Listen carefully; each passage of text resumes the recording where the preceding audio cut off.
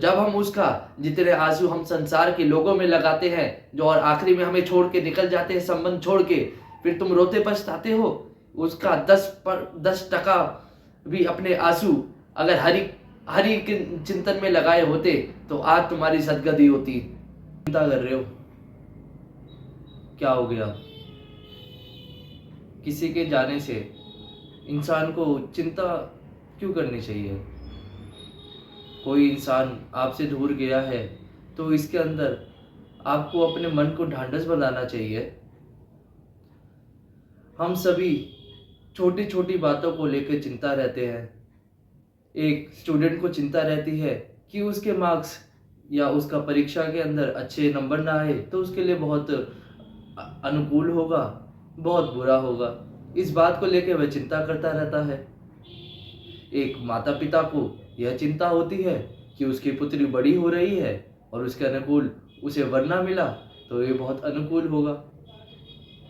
एक धनी को चिंता होती है कि उसका धन ठीक धंधे में ना लगा तो उसके लिए अनित होगा।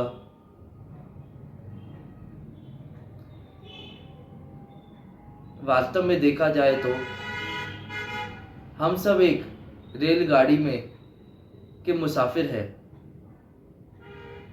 जो कि आत्मा रूपी देह के रूप में आए हैं। अगर कोई मुसाफिर किसी परदेसी से अपना दिल लगा बैठे तो अगले स्टेशन पे वह उतर जाएगा और उसके उतर जाने से वह रोएगा, चिल्लाएगा। तो किसी भी मुसाफिर से दिल लगाने पर वह उसकी अज्ञानता प्रस्तुत होती है। एक कहावत है कि पंछी और परदेशी कभी किसी के नहीं होते। हमारे साथ जो भी आता है वो कर्म बंधन में आता है, एक हिसाब किताब के झोंके में आता है। जब उस व्यक्ति का, पुत्र का या किसी भी संबंधी का या किसी भी साथी का जब वह हिसाब किताब चुकता हो जाता है तो वह एक किरदार को छोड़कर दूसरे संबंध बनाता है। तो इसमें हमें अपने आप को ढांढस देना चाहिए कि यह तो प्रभु की लीला है। हम सब एक विशाल नाटक के पाठ है जो कि भिन्न भिन्न रूप नाम से भिन्न भिन्न स्थानों पर जन्म लेते हैं और अपना किरदार निभाते हैं। जब वह हमारा किरदार पूर्ण हो जाता है तब हम दूसरे स्थान, दूसरे नाम रूप का चोला डालकर किसी और अन्य स्थान पर जाते हैं। असल में हमें अविनाशी भगवान ईश्वर के चरणों का ध्यान करना चाहिए और चिंता ना करके उनके चिंतन में रहना चाहिए। जो भगवान के चिंतन में रहता है भगवान उसको अवश्य ही हर प्रकार के, नाना प्रकार के सुख देते हैं।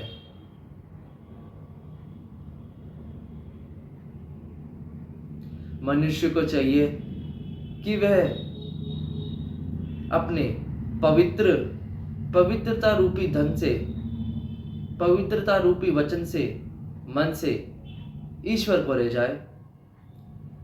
इस संसार को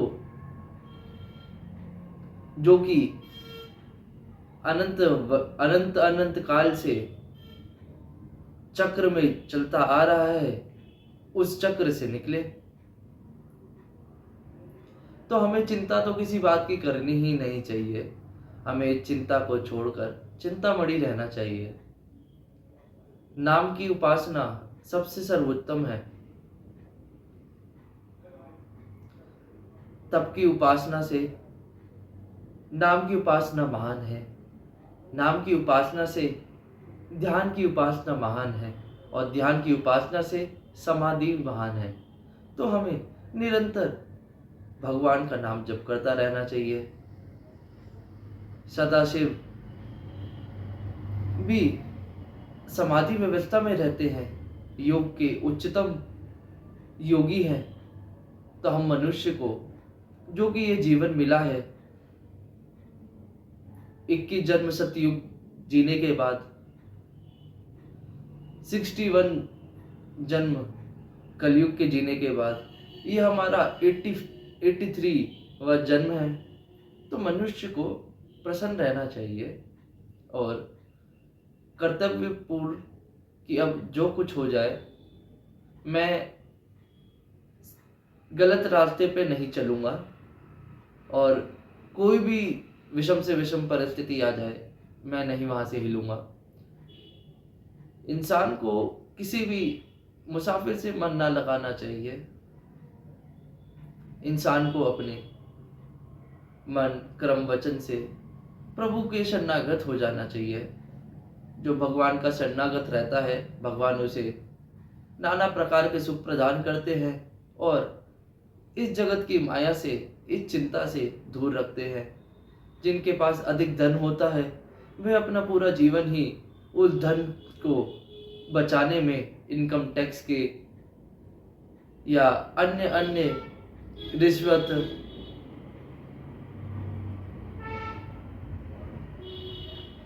लाइसेंस, अन्य अन्य रूप में उस धन को उसी प्रकार से इस्तेमाल भी करते हैं जिस प्रकार से वह धन आता है।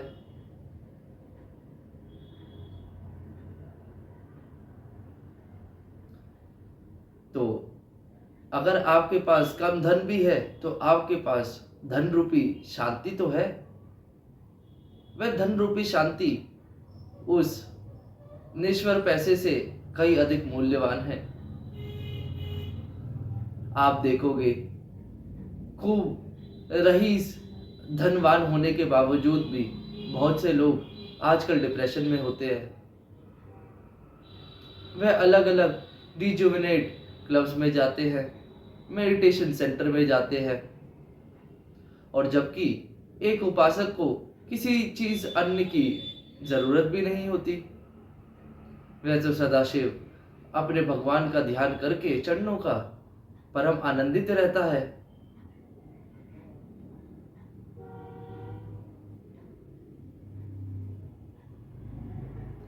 इंसान को चाहिए कि इंसान अब धीरे धीरे अपना जितना समय निकले वह भगवान के लिए निकाले, अपने गृहस्थ जीवन जो भी उसकी दिनचर्या है उसे पूर्ण करते रहे। जीवन में सच्चा सुख और सच्ची शांति चाहिए, वह तो सिर्फ एक परमात्मा की चरण ध्यान से ही मिलती है।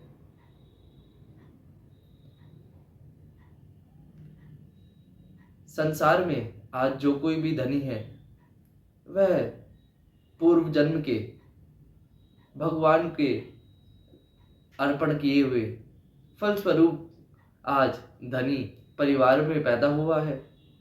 और दूसरा, जो मनुष्य अभी कर्म कर रहा है उसे उस परिश्रम का अवश्य फल मिलेगा।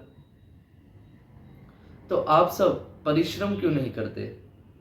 क्यों सोचते हो कि कोई तीसरा बंदा आएगा और आपकी उंगली पकड़ के आपको सीधा सक्सेस की गोद में डाल देगा? यदि तुम परिश्रम करोगे तो भगवान फलस्वरूप तुम्हें वह प्रदान करेगा। भगवान के शरणागत होके उचित कार्य करोगे तो भगवान उसके उचित फल प्रदान करेगा। पर गलती से भी आप धर्म विरुद्ध कोई कार्य ना करो जिससे आपको धन को छिपाना पड़े, और या आपको किसी गलत कार्य से धन कमाना पड़े, क्योंकि गलत तरीकों से धन कमाया हुआ भी उसी प्रकार चले जाता है जिस प्रकार जिस गति से वह धन आता है।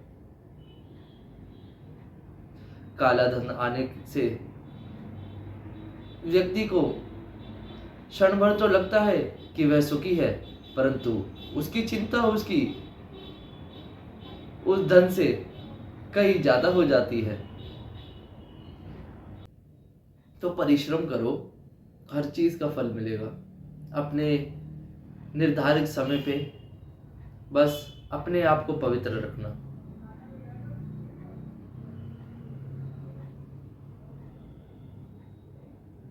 तो ऐसे ही और वीडियो के लिए आप हमारे चैनल को सब्सक्राइब कर दीजिए। और अगर इस वीडियो ने आपकी लाइफ में कुछ वैल्यू ऐड की रही है तो प्लीज़ मेरा मोटिवेशन बढ़ाने के लिए आप इसे लाइक कर सकते हैं, सब्सक्राइब और कमेंट कर सकते हैं।